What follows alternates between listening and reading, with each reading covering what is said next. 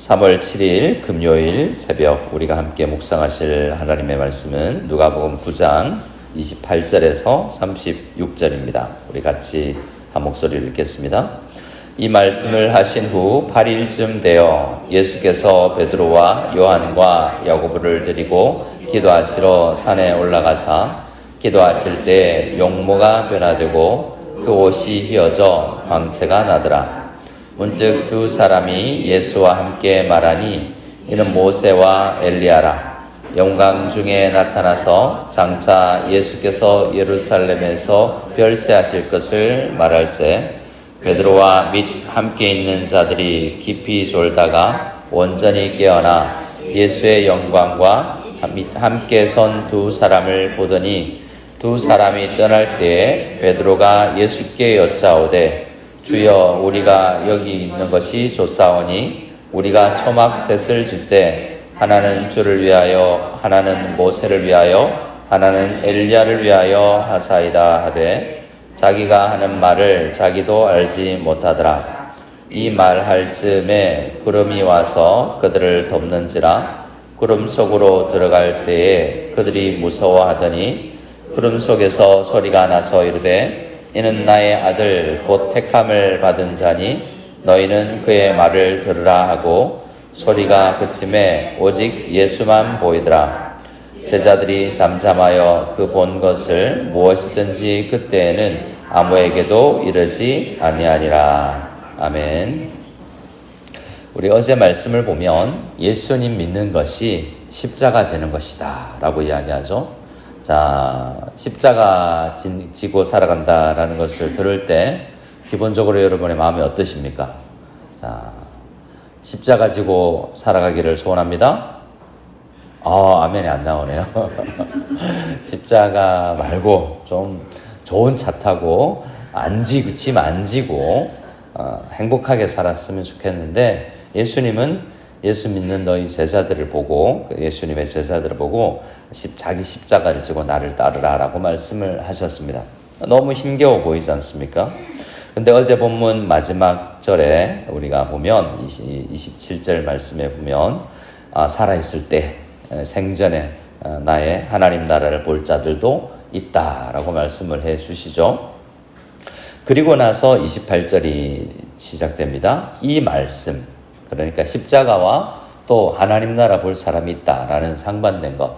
십자가 지는 거는 어려운 일이지만 하나님의 나라를 그토록 가고 싶어하는 하나님 나라를 이 땅에서 맛볼 수 있다. 이미 시작된 하나님 나라를 경험할 수 있다라는 이런 말씀을 하고 나서 28절에 이 말씀을 하신 후 일에 이제 시작됩니다.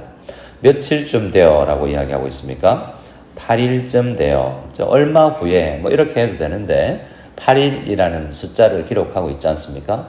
정확하게 일주일 혹은 8일이 되었다라는 것을 이야기하고 싶어서도 있지만 8일이라는 것이 좀 생각날 수 있도록 하기 위해서 그렇습니다.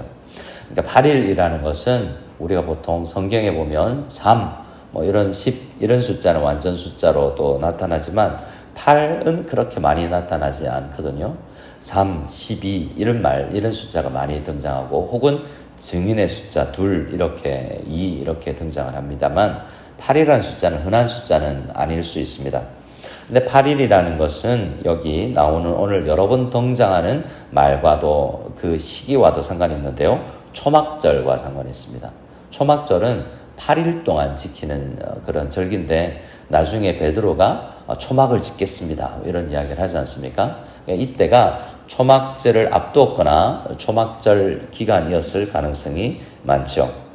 자, 8일쯤 되어서 예수께서 베드로와 요한과 야고보만 세 사람만 따로 데리고 무엇하러 산에 올라가십니까?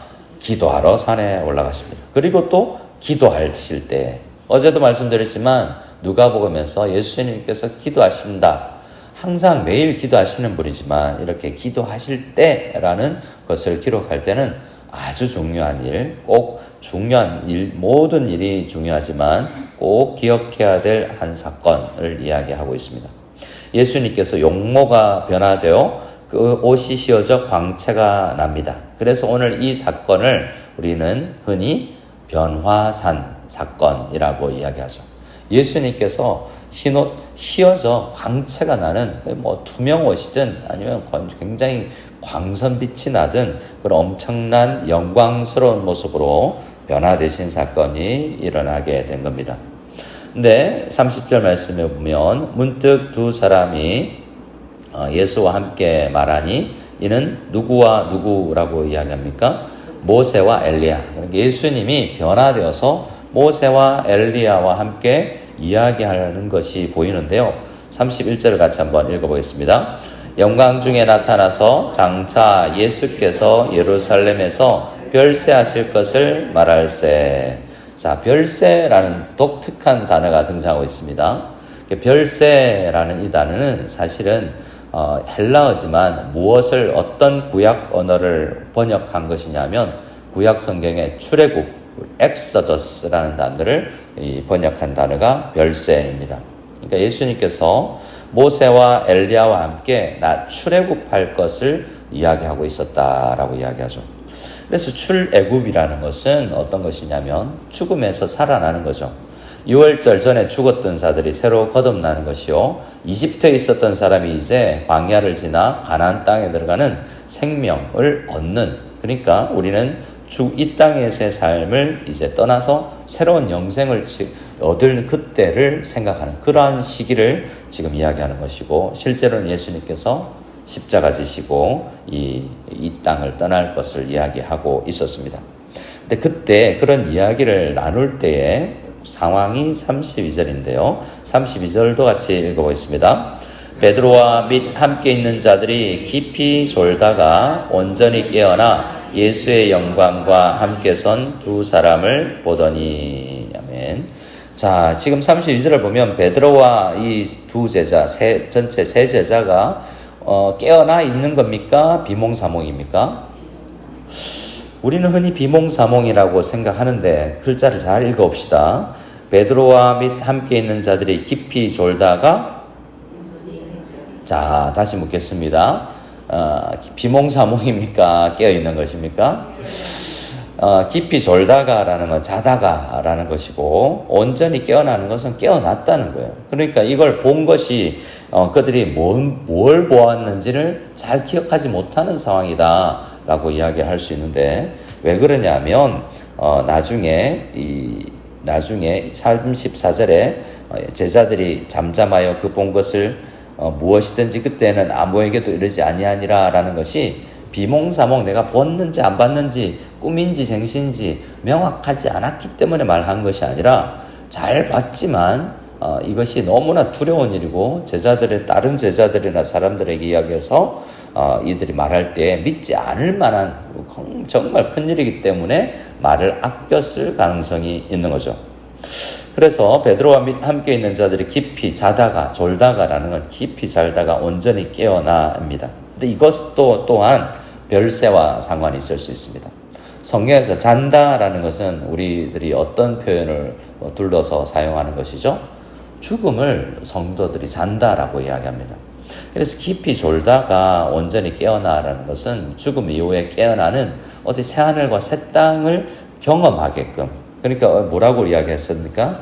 너희들이 살아있을 때 하나님의 나라를 볼 자들도 있다라고 이야기했지 않습니까? 12제자 중에 3제자가 이미 맛본 거죠. 그래서 이 이야기는 우리가 이 땅을 살아가면서 사실 예수 믿는다는 것이, 제자로 살아간다는 것이 십자가 지는 것 같은 고된 일이나, 우리가 영광을 맛본 자들이 정말 하나님 나라가 이런 것이구나 라는 것을 아는 사람들이 이 고난을 우리가 느끼니 이길 수 있다라는 것을 나타내기 위해서 이 하나님 나라를 온전한 아무에게나 보여주지 아니한 이것을 세 제자들에게 맛보게 해주셨다라는 것을 우리는 알 수 있습니다.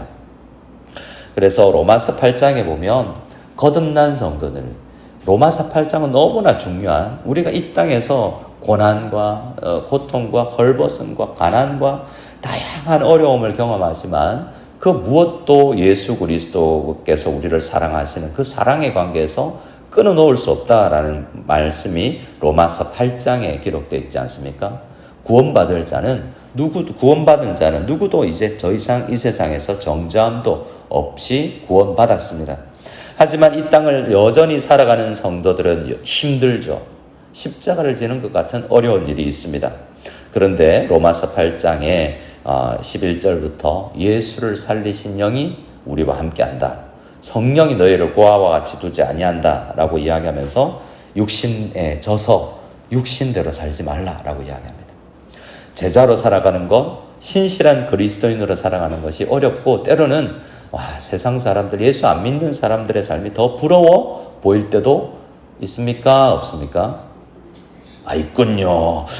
나는 우리 성도님들 아무도, 세상 사람들 아무도 부러워하지 않고 살아가나 했더니 육신에 져서 내가 괜히 예수 믿었다.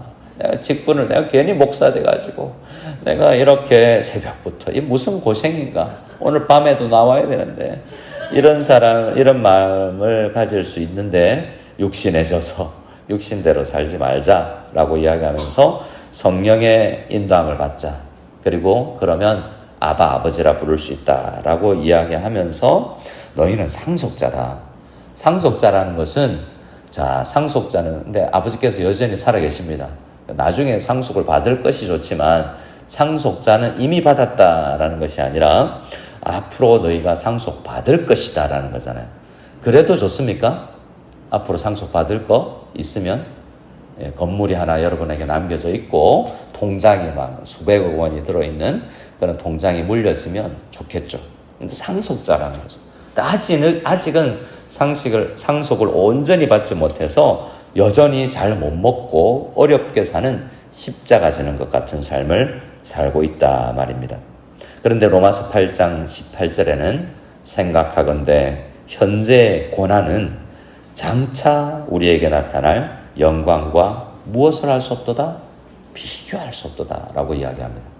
그러니까 이 제자들은 지금 비교할 수 없는 놀라운 은혜를 경험하고 나서 십자가를 질 수 있는 힘을 얻은 것이다 라고 할 수 있죠. 물론 이 영광스러운 경험을 하고 나서도 그들은 넘어지고 쓰러지지만 그래도 이때를 생각하면서 너무나 놀라운 경험이어서 아무에게나 말도 하지 않았지만 나중에 어려운 일, 십자가 지는 일 같은 감옥에 갇히고 매 맞고 헐벗고 대부분의 우리들보다 이 시대의 성도들은 12제자들은 너무나 먹지 못하고 가난한 삶을 살았거든요. 그럼에도 불구하고 그 사명을 감당할 수 있었던 것은 이렇게 하나님 나라를 맛본 은혜가 있기 때문이죠. 물론 이때는 이것을 잘 이해하지 못해서 초막절을 생각하면서 초막을 짓고 싶습니다라고 이야기하지만 이것은 이렇게 이야기를 하죠. 우리 33절 말씀에 보면 마지막에 엘리야를 위하여 하사이다 하되 자기가 하는 말을 자기도 알지 못하더라 라고 이야기해서 이것도 비몽사몽이구나 라고 생각을 할 수도 있지만 또 하나 다른 형태로 번역을 하면 자기가 하는 말을 자기도 알지 못한다는 것은 자기의 능력으로 할 수 없는 말을 했다라고 할 수 있죠. 발람이 저주를 하고 싶었지만 저주가 안 나왔던 것처럼 베드로의 입술로 이런 말을 하게끔 때로는 나귀의 입을 열어서라도 말을 하게끔 하는 은혜가 있을 수 있죠. 이게 초막절에 그러니까 이 땅에서의 구원받은 이후에 천국을 그리는 그러한 일들의 표본이었다라는 것을 베드로의 입술을 통해서 해놓으시는 부분이라고 할 수도 있습니다. 그리고 나서 35절 이후에 하늘에서 구름 속에서 소리가 나서 영광 중에 하나님의 음성이 들리는데 뭐라고 이야기합니까? 우리에게 날마다 주님 우리도 변화산을 경험하게 해주십시오 라고 기도할 것이 아니라 주의 음성을 들으라 라고 이야기하죠. 말씀 듣고만 살 수 있다라는 거죠. 앞으로 나머지 12제자 중에 3제자 빼고 나서 9제자들은 뭡니까? 그런 영광스러운 것도 안 보여주시고 예수 음성 들으면 이 은혜를 경험할 수 있다라는 겁니다. 오늘 우리도 변화산에 안 올라가도 이 놀라운 은혜를 맛보는 것이 말씀 속에서 하나님 살아계시구나. 하나님 나와 함께 하시고 임마누엘 은혜가 말씀 속에 있구나라는 것을 우리를 알게 하기 위해서 음성을 들으라. 예수님 말씀 들으면 된다라고 말해주고 있습니다. 모세와 엘리야는 호렙산에서 하나님의 영광을 본 사람들입니다. 그 대표자가 이 산에서 예수님과 이야기하고 있었습니다. 우리는 호렙산에 올라가 본 적 없지만 그때 들었던 그 말씀을 우리는 여전히 가지고 있습니다. 그래서 성경 말씀을 잘 묵상하다 보면 지금 우리 성도님들이 놓여있는 어려운 환경 너끈히 정말 힘들지만 정말 잘 감당할 수 있는 힘을 주님께서 주실 줄 믿습니다. 생각하건대 현재에 관하는 우리에게 나타날 장래의 영광과 비교할 수 없는 은혜가 있음을 기억하고 우리가 오늘의 하루에 십자가 지는 것 같은 고된 하루를 잘 이겨낼 수 있고 다른 사람들에게 귀감이 될 수 있고 모델이 될 수 있는 은혜가 우리 모두에게 있기를 소원합니다. 아멘.